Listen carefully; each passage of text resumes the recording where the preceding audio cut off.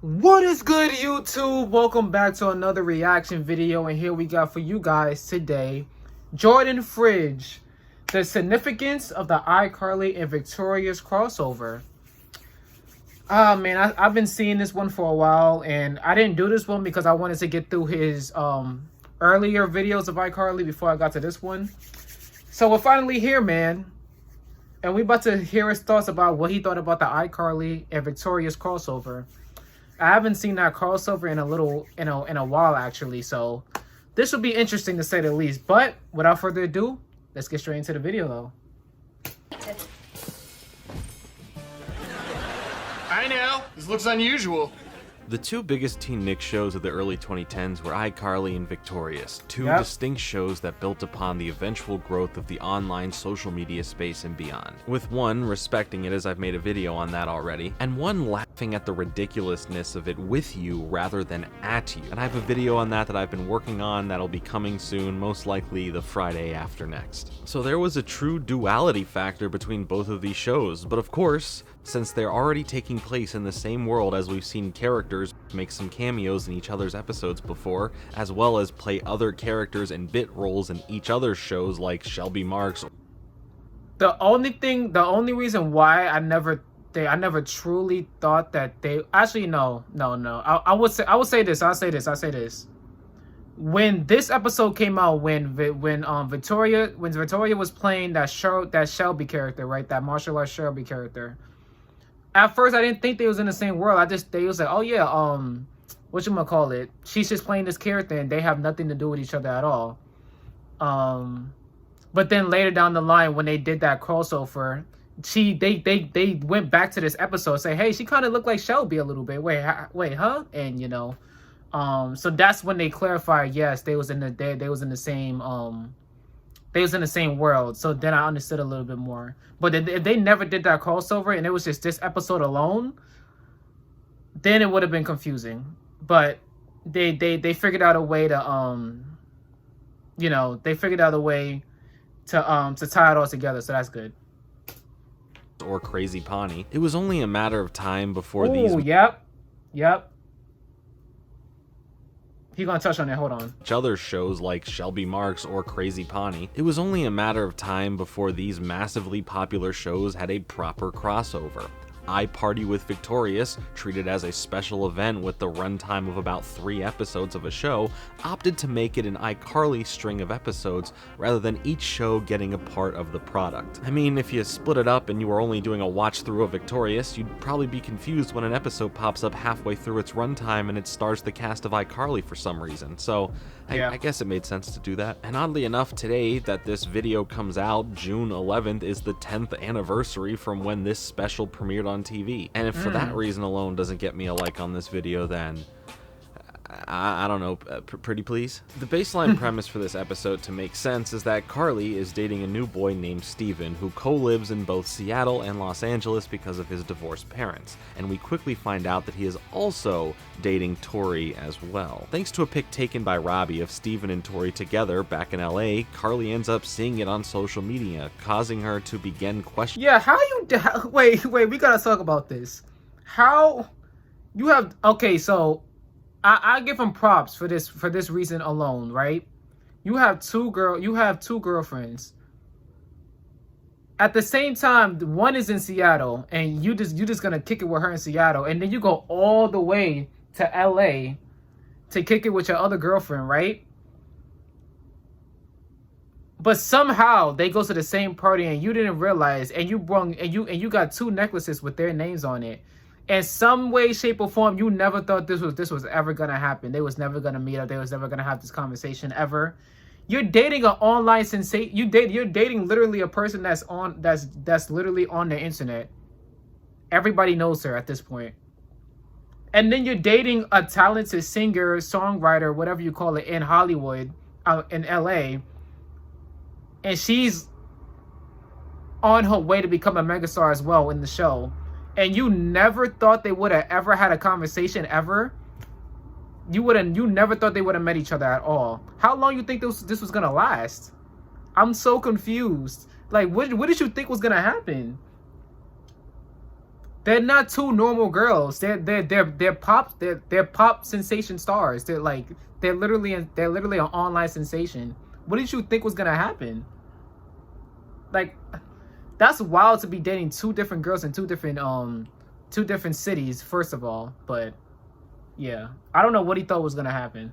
Together back in LA, Carly ends up seeing it on social media, causing her to begin questioning the validity of her relationship. Andre has plans for a party at Kenan Thompson's house after meeting him previously the other day, and was granted permission to throw a small get-together for his friends before Kenan fully moves in. And it quickly turns from crazy. a private small gathering to a mass gathering once Rex, Robbie's possibly sentient ventriloquist dummy, tweets out an open invite for anyone to come. Back in Seattle, Sam really thinks that Steven is cheating on Carly, while Carly is still in denial of it. Who's not cheating on me? Denial's not just a river in Utah. So Sam catches wind of the open invite to the party and thinks that there will be a chance to find Steven there with Tori at said party due to Tori's tweet about, well, going to the party. And like a good friend, Sam convinces Carly that she truly might be being played. Spencer takes the three of them on a road trip to LA to first visit his ex-girlfriend, who is a makeup effects artist. She was convinced into helping them out, and the wheels of the plan would start turning. Their plan is to look unrecognizable at the party to firsthand see if the cheating, which we all know is happening already, is actually happening. Did he say that was Spencer's friend? Because if I think that was Spencer's friend, but I'm not too sure. I don't quite remember where she how she got played into this. I know she helped with the makeup, like he said, but this was Spencer's friend, am I correct? To first visit his ex-girlfriend, who is a makeup effects Hold on. party. And like a good friend, Sam convinces Carly that she truly might be being played. Spencer takes the three of them on a road trip to LA to first visit his ex-girlfriend, who is a makeup effects artist. She was convinced into helping them out, and the wheels of the plan would start turning. Their plan is to look unrecognizable at the party to firsthand see if the cheating, which we all know is happening already, is actually happening. So let's see what they look like. Oh my god. What in the never-ending story is this? This is some weird uncanny valley we're all diving into here, and maybe this should be in my darkest series here on the channel. Anyway, nightmare fuel aside, it's time to head to the party. Strike it straight up! Strike it straight up! No. I wanted to do it too. Once the party is successfully infiltrated, Carly spots Steven giving the exact same charm bracelet and whispering the same sweet nothings to Tori that he had gave and said to her earlier. Then he ends up kissing her in front of Carly, which pretty much cements that, yeah, he's cheating on you. Carly comes to terms with what just happened as Sam and Freddie comfort her, or kind of comfort her. They take off their horrifying makeup, and in walks Tori, who is a fan of the iCarly web show, recognizes them, and she gets into a back and forth with Carly about Steven's cheating habit. You see what I mean? She recognized them, so she knows who she is. So at some point, you never thought they was ever gonna have a conversation if they ever met with each other, and then.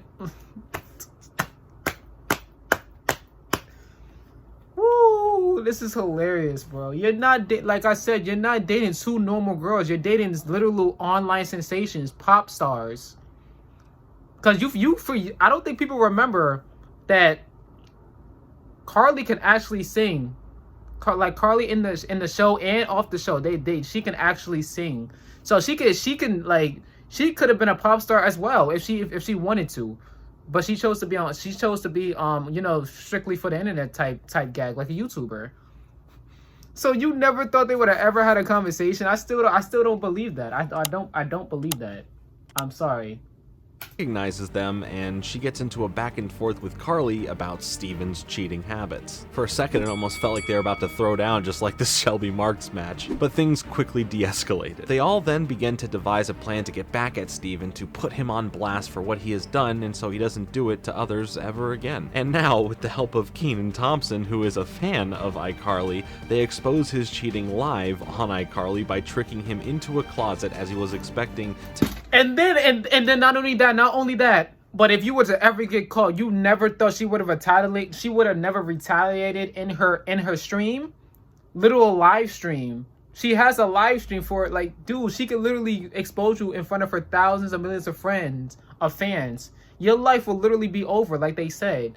you're like, I'm pretty sure his life was over. That's why he never came back in a recurring episode ever, because his life was done after this. What you thought was gonna happen? Like, your life is completely over. Like, whatever. Yeah.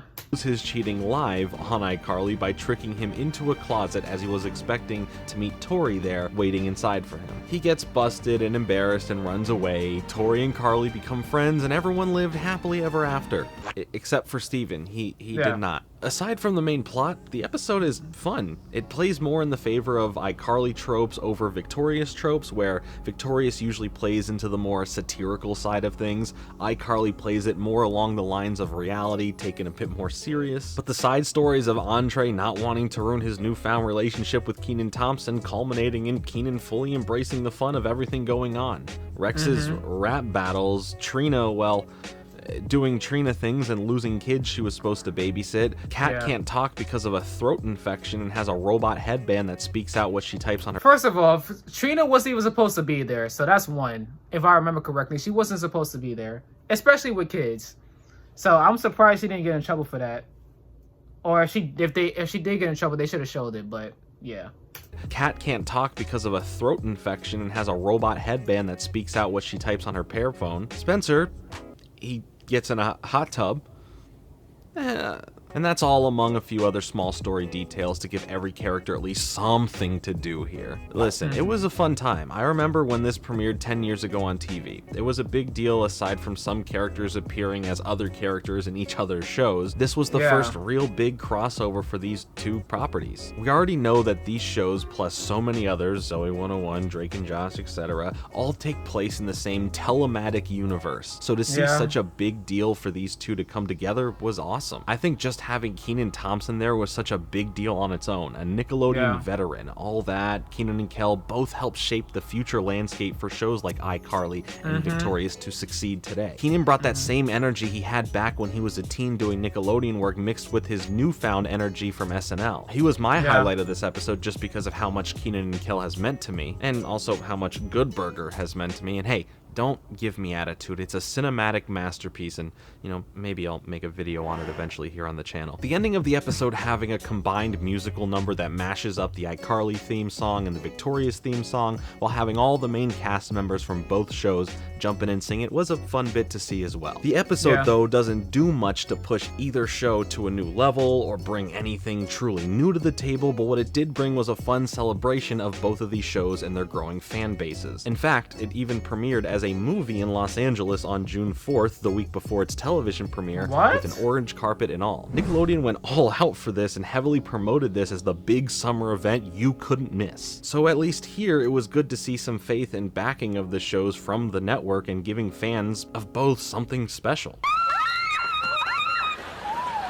It's me! So yeah, that was the cool way iCarly and Victorious came together with their unique takes on social media and the content creator space. A fun event that enlarged this ever-growing list of shows that exist in the same universe. Next week, we are going to be taking a look at the iCarly revival and my thoughts on it after watching it, so stay tuned for that. And then the following Friday, I have a fun look into Victorious for you all. It'll be a dive into why that show was special and possibly how they could follow suit with a revival similar to iCarly's. And of course, more cartoon content goodness for you sprinkled in between it all. I am beyond thankful for all of the support you've shown this channel and the content. I love sharing my personal journey with movies and television with you all, and I'm so happy so many of you are enjoying the videos and recall your own experiences with these shows and films. And as always, if you enjoyed today's video, leaving a like helps it out so much. I truly appreciate it. Subscribe for more content like this, and until next time, later.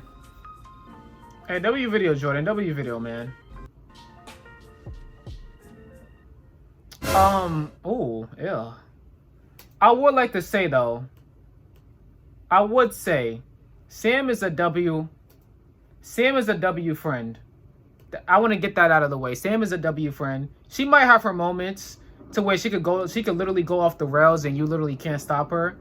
And there were some moments where I was like, I hate when she does that. But in this case, you gotta love it. You have to love it. You got to. Because after seeing that video, she was like, okay, yeah, he's definitely cheating on Carly, right? So I was like, okay, you can't deny it now. So yeah, if it wasn't for Sam, I don't think I don't think Carly would have ever even went to that party, to Keenan's house, or to do any of that. So Sam's a W friend. Freddie, I'm not so sure if he was on board, like agreeing with Sam on it in a way, but I don't think he forced her to go to head over to that party. I think Sam was mainly the one that was like pushing her towards that direction. So shout out to Sam, W friend. But yeah, that crossover when it came out, yeah, it's like everybody was watching it. Everybody was watching it. At least I feel like everyone was watching it. That was watching, Nickelodeon around that time. Like it was too crazy. Like Victorious was big at the time. iCarly was big at the time. And then once it was confirmed that they was gonna have that crossover, oh yeah, it was done. It was locked in. I made sure I seen that the first Saturday it came out. Like boom, I made sure I was there. And wasn't it? I think it happened around the time. What is it? Sandy Hook. Sandy Hook was happening too, if I'm not mistaken. I think it was around that time too. Either way though, it was. I was just happy that crossover even happened, because it needed to happen. It needed to. It was too many similarities between the shows, too many dynamics that if they were to ever come together, you can see that it was automatically going to do well anyway, So I'm glad that happened. And yeah, it was fire. It was fire. But yeah, this is the end of the video, man. Like, comment, subscribe. Let me know what you guys want to see next in the comments down below. Go to my Patreon where all my blog reactions will be without the copyright and without the blur in the screen. And please turn on your post notifications so you can be notified every time I drop a new video. Bangers all 2023 to 2024, I promise you guys. And if you want to further support, go down to my Cash App. It's in the link in the description down below. And I hope you guys enjoyed this video, man. I appreciate all the love and support from every single one of you guys, and I hope you guys are here to stay. But with that being said, you guys already know this. I'm out of here, man.